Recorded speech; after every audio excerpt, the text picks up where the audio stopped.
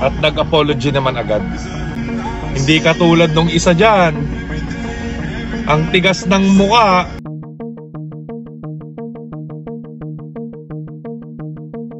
Okay din si si Boss Joey De Leon kasi inamin niya yung pagkakamali niya at nag-apology naman agad. Okay yun, di ba? Wala naman tayong personalan eh. Basta pag may mali kayo, i-correct nyo lang. Yun lang, tapos. Di ba?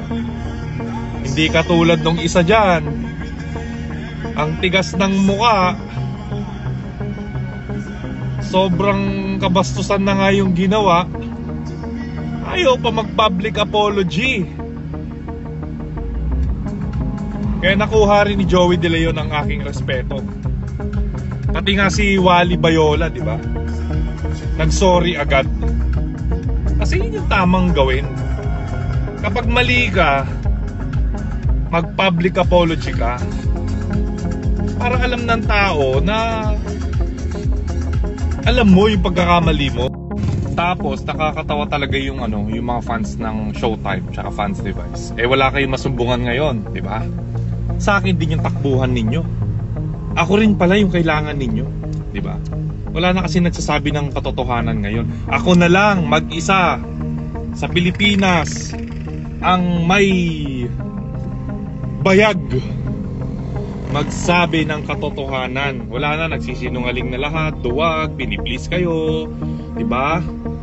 Ako naman kasi trabaho lang, wala akong pakialam kung sino yung mga yan. Nakatingin lang ako dun sa mali at gusto ko lang siyang itama para sa kapakanan ng nakararami. Kaya pagbalik ko sana, wala nang mass report na yan. Nababad trip na rin ako sa mga ginagawa niyo sa akin. Love na tayo pagbalik. Ayun, binago ko na nga yung hairstyle ko dahil sign yan na nagbago na ako. Pero yung advocacy ako, hindi magbabago yun. Tsaka malungkot ang Pasko ninyong lahat kapag wala ako. Lalo na yung mga content creator na walang utak, na nag-aantay lang ng gagawin ko para may makakain sila, di ba? Kawawa naman sila. So ako naman iniintindi ko naman kayo.